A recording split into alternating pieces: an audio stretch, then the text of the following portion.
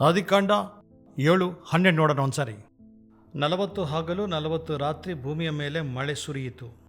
ಒಂದ್ಸಾರಿ 18-19 ಓದೋಣ. ನೀರು ಪ್ರಬಲವಾಗಿ ಭೂಮಿಯ ಮೇಲೆ ಬಹಳವಾಗಿ ಹೆಚ್ಚಾದಾಗ ಆ ನಾವೆಯು ನೀರಿನ ಮೇಲೆ ಹೋಯಿತು. ಇದಲ್ಲದೆ ನೀರು ಭೂಮಿಯ ಮೇಲೆ ಅತ್ಯಧಿಕವಾಗಿ ಪ್ರಬಲವಾದದ್ದರಿಂದ ಆಕಾಶದ ಕೆಳಗಿರುವ ಎತ್ತರವಾದ ಎಲ್ಲ ಬೆಟ್ಟಗಳು ಮುಚ್ಚಲ್ಪಟ್ಟವು. ಅಂದ್ರೆ ಎಲ್ಲಿವರೆಗೂ ನೀರು ಬಂದಿರುತ್ತೆ? ಕೆಳಗಿಂದ ನೀರು, ಮೇಲಿಂದ ನೀರು ಬಂದು ಎಲ್ಲವೂ ಇಟ್ ಹ್ಯಾಪನ್ ಲೈಕ್ ದಟ್. ಆದರೆ ಒಂದೀಗ ಮುಂಚಿನ ಹಾಗೆ ಈಗ ನಡೆಯೋದು.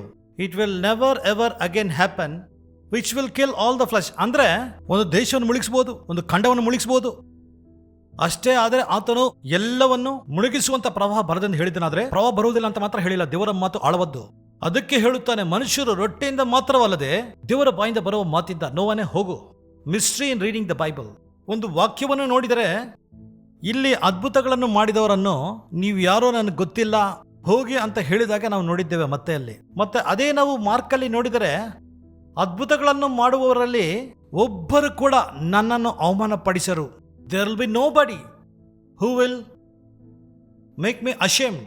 ಅದೇ ಹೆಬ್ರಿಯಲ್ಲಿ ನೋಡಿದಾದ್ರೆ, ಒಂದು ಸಾರಿ ದೇವರ ಶಕ್ತಿಯನ್ನು ನೋಡಿದ ನಂತರವಂತೆ ದೇವರ ಒಂದು ವರಗಳು ಅದರ ಸಾಮರ್ಥ್ಯವನ್ನು ತಿಳಿದುಕೊಂಡ ನಂತರ ಬಿದ್ದು ಹೋಗುವುದನ್ನೋದು ಅಸಾಧ್ಯವಂತೆ.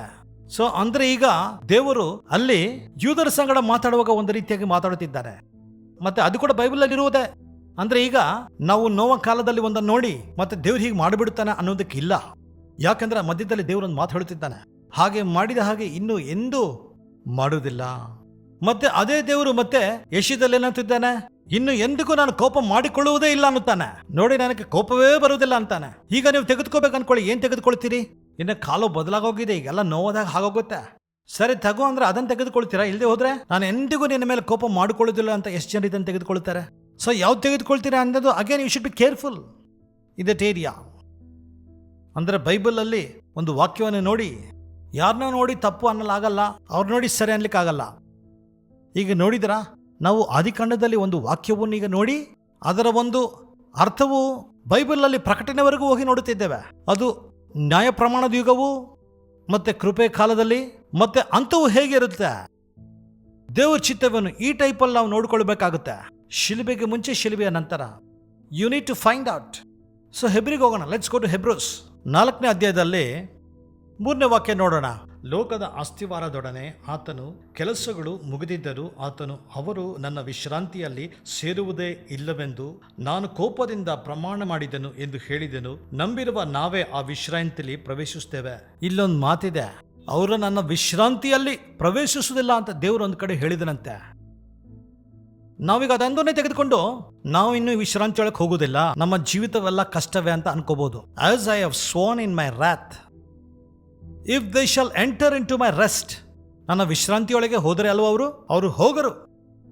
ಆತನ ಒಂದು ಮಾತು ಆ ಯುಗದಲ್ಲಿ, ಆ ಕಾಲದಲ್ಲಿ, ಆ ಪ್ರಜೆಗಳಿಗೆ, ಆ ಸಂದರ್ಭದಲ್ಲಿ ಅವರು ಕೊಡ್ತಿದ್ದಾನೆ. ಇಸ್ರಾಯೇಲಿಯರು ಆ ಬೆಟ್ಟ ಸುತ್ತು ತಿರುಗ ಅವ್ರ ಸಂಗಡ ಅಂತಾನೆ. ಅಂದ್ರೆ ಕಾನಾನ್ ಅನ್ನುವುದು ಅವರಿಗೆ ಆತನ ಚಿತ್ತವು ವಿಶ್ರಾಂತಿ, ಅವ್ರಿಗೂ ವಿಶ್ರಾಂತಿಯೇ, ದೇವರು ಅವರಿಗೆ ಕೊಡಬೇಕಂದುಕೊಂಡಂತ ವಿಶ್ರಾಂತಿಯೇ. ಸೊ ಅವರೊಂದಿಗೆ ಏನಂತಿದ್ದಾನೆ, ನನ್ನ ಪ್ರಮಾಣ ಮಾಡಿ ಹೇಳ್ತಿದ್ದಾನೆ, ಅವ್ರು ನನ್ನ ವಿಶ್ರಾಂತಿಯಲ್ಲಿ ಪ್ರವೇಶಿಸುತ್ತಿಲ್ಲ. ಈಗ ಇಸ್ರಾಯೇಲಿಯರಿಗೆ ಪಕ್ಕದಲ್ಲಿ ಒಂದು ರೂಟ್ ಇದೆಯಂತೆ, 14 ದಿನದಲ್ಲಿ ಹೊರಟು ಹೋಗ್ಬೋದಂತೆ. ಅವರಾದರೆ ವಿಧೇಯರಾಗಿ ನಾವು ವಾಕ್ಯವನ್ನು ಕೇಳುತ್ತೇವೆ ಅಂದ್ರೆ ನಾವು ನಮ್ಮ ಸ್ವಲ್ಪ ವಿಶ್ವಾಸವನ್ನು ಉಪಯೋಗಿಸುತ್ತೇವೆ ಅಂತ ಅವ್ರು ಏನಾದರೂ ಹೇಳಿದ್ರೆ, ದೇವರ ವಿಶ್ವಾಸವನ್ನು ಇನ್ನೂ ಬೆಳೆಸಿ ಅವ್ರನ್ನ ಹೋಗ್ಲಿ 14 ದಿನವಲ್ಲ 40 ದಿನದಲ್ಲಾದರೂ ಕಾನಾನ್ ತೆಗೆದುಕೊಂಡು ಹೋಗುತ್ತಾನೆ. 40 ವರ್ಷಗಳು ತಿರುಗಿದ್ದಾರಲ್ಲ ಇವರು. ಅಂದ್ರೆ ಅವರೊಂದಿಗೆ ನೀವು ನನ್ನ ವಿಶ್ರಾಂತಿಯಲ್ಲಿ ಪ್ರವೇಶಿಸುವುದಿಲ್ಲ. ಸೊ ಈಗ ಏನು ತಿಳಿದಾಗ ಅದು ಒಂದೇ ಇದೆ ಅನ್ಕೊಳ್ಳಿ, ಸರಿ ಬಿಡು, ಪರಲೋಕಕ್ಕೆ ಹೋಗುತ್ತೀವಿ ಬಿಡು, ಇನ್ನು ಈ ಭೂಮಿ ಮೇಲೆ ಕಷ್ಟಗಳಿದೆ ಅಂತ ನೀನು ಹೊರಟೋಗ್ಬೋದು. ಆದರೆ ಅದೇ ವಾಕ್ಯವನ್ನು ಈಗ ನೋಡೋಣ. ಲೆಟ್ಸ್ ಕಂಟಿನ್ಯೂ ಅಂತ ಆತನು ಹೇಳಿದ ಮಾತನ್ನು ಕೇಳಿ ನಂಬಿರುವ ನಾವೇ ಆ ವಿಶ್ರಾಂತಿಯಲ್ಲಿ ಪ್ರವೇಶಿಸುತ್ತೇವೆ. ಒಂದು ಸ್ಥಳದಲ್ಲಿ 7ನೇ ದಿವಸವನ್ನು ಕುರಿತು ದೇವರು ತನ್ನ ಕಾರ್ಯಗಳನ್ನೆಲ್ಲ ಮುಗಿಸಿಬಿಟ್ಟು 7ನೆಯ ದಿನದಲ್ಲಿ ವಿಶ್ರಮಿಸಿಕೊಂಡನೆಂತಲೂ. ನೋಡಿ, ಇನ್ನೊಂದು ಕಡೆ ಎಲ್ಲೋ ಹೇಳಿದಂತೆ 7ನೇ ದಿನ ವಿಶ್ರಾಂತಿ ಅಂತ. ಈ ಸ್ಥಳದಲ್ಲಿ ಇವರು ನನ್ನ ವಿಶ್ರಾಂತಿಯಲ್ಲಿ ಸೇರುವುದಿಲ್ಲ ಎಂತಲೂ ಆತನು ಹೇಳಿದ್ದಾನೆ. ಒಂದು ಕಡೆ ಏನೋ ವಿಶ್ರಾಂತಿ ಅಂತ ಹೇಳುತ್ತಿದ್ದಾನೆ 7ನೇ ದಿನ, ಕೆಲವರಿಗೇನೋ ನೀವು ವಿಶ್ರಾಂತಿಯಲ್ಲಿ ಪ್ರವೇಶಿಸುವುದಿಲ್ಲ ಅಂತ ಹೇಳುತ್ತಿದ್ದಾನೆ. ಇನ್ನೊಂದು ಕಡೆ ಏನು ಅನ್ನುತ್ತಿದ್ದಾನೆ, ಜಗದಸ್ತಿವರು ಹಾಕುವುದಕ್ಕೆ ಮುಂಚೆ ವಿಶ್ರಾಂತಿ ಇಟ್ಟಿದ್ದಾನಂತೆ. ಹೆಬ್ರಿಗೆ ಬರುವವರೆಗೂ ಇಲ್ಲಿ ನೋಡಿದ್ರೆ ಎಲ್ಲವನ್ನು ಸೇರಿಸಿ ಪೌಲ ಭಕ್ತನು ಹೇಳುತ್ತಿದ್ದಾನೆ. ಸೊ ಇಲ್ಲಿ ಜಗತ್ ಅಸ್ಥಿವಾರ ಹಾಕೋದಕ್ಕೆ ಮುಂಚೆನೇ ವಿಶ್ರಾಂತಿ ಇದೆ, ಮತ್ತೆ ದೇವರೇನೋ ಆಣೆ ಇಟ್ಕೊಂಡಿದ್ದಾನೆ ನೀನು ವಿಶ್ರಾಂತಿಯಲ್ಲಿ ಪ್ರವೇಶಿಸುವುದಿಲ್ಲ ಅಂತ. ಹೆಬ್ರೂ 4:6. ಆದುದರಿಂದ ಕೆಲವರು ಅದರಲ್ಲಿ ಪ್ರವೇಶಿಸಲೇಬೇಕೆಂಬುದು ಇನ್ನೂ ಇರುವುದರಿಂದ ಯಾರಿಗೆ ಮೊದಲು ಅದು ಸಾರಲ್ಪಟ್ಟಿತೋ ಅವರು ಅಪನಂಬಿಕೆಯ ನಿಮಿತ್ತ ಒಳಗೆ ಪ್ರವೇಶಿಸಲಿಲ್ಲ.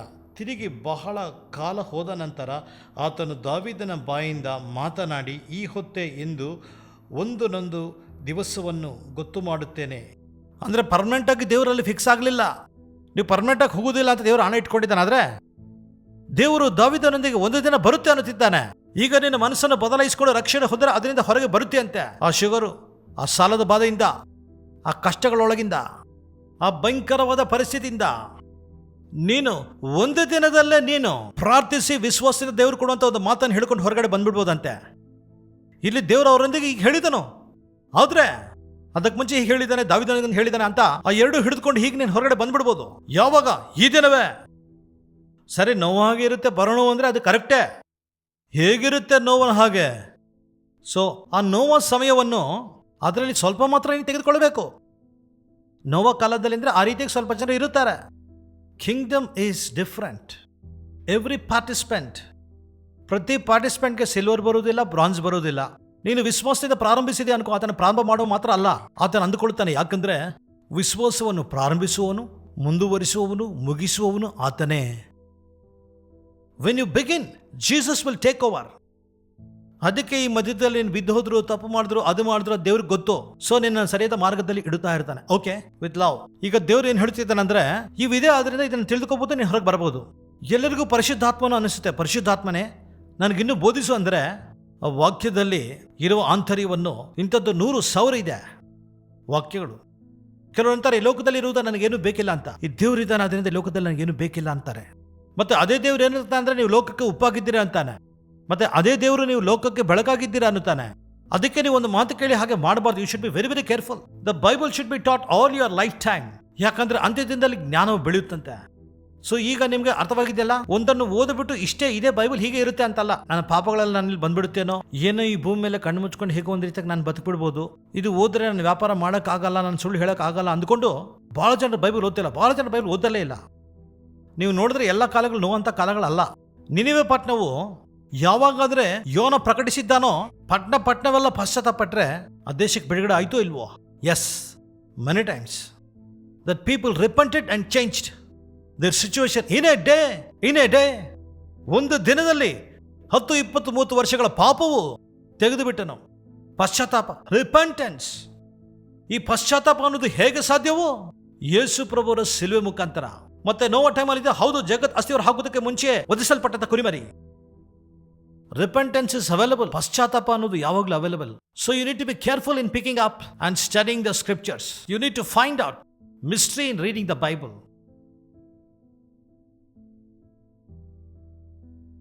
ನಜರೇತ್ ಯೇಸುವೆ ಈ ದಿನ ಯಾರಿಗೆ ಯಾವ ವಿಷಯಗಳಲ್ಲಿ ನಮಗೆ ಶರೀರ ರೀತಿಯಾಗಿ ಇದು ನಮಗೆ ಸಿಗುತ್ತಿಲ್ಲ, ಈ ಹಣ ಬರುತ್ತಿಲ್ಲ, ಇನ್ನೂ ನನಗೆ ಸ್ವಂತ ಮನೆ ಬರಲಿಲ್ಲ, ಇನ್ನೂ ನಾನು ಇದನ್ನು ಜಯಿಸಲಿಲ್ಲ, ನನ್ನ ಬಾಧೆ ಹೋಗಲಿಲ್ಲ, ನನಗಿನ್ನೂ ಮದುವೆ ಆಗಲಿಲ್ಲ, ನನ್ನ ಮಕ್ಕಳಿಲ್ಲ, ಇನ್ನ ನಾನು ಹೋಗಲಿಲ್ಲ, ಇನ್ನೂ ನನಗೆ ಎಷ್ಟು ಕಷ್ಟಗಳಿದೆ ಅಂದುಕೊಳ್ತಿದ್ದಾರೆ. ಪ್ರಭೆ ನೋಡಿ, ನೀನು ಯಾವ ಕಷ್ಟವೂ ಇಲ್ಲದೆ ಆ ನಾವೆಯಲ್ಲಿ ನೋವನನ್ನು ಎಲ್ಲ ಪ್ರಾಣಿಗಳನ್ನು ನೀನು ಕಾಪಾಡಿದ್ದಿ, ಅದ್ಭುತ ರೀತಿಯಾಗಿ ನೀನು ಅವ್ರನ್ನ ಕಾಪಾಡಿದ್ದಿ. ಈ ದಿನ ಎಲ್ಲ ವಿಷಯಗಳಲ್ಲಿ ಆಶೀರ್ವದಿಸು ಎಂದು ನಜರೇತ್ ಯೇಸು ನಾಮದಲ್ಲಿ ಪ್ರಾರ್ಥನೆ ಮಾಡುತ್ತಿದ್ದೆ ತಂದೆ. ಆಮೆನ್.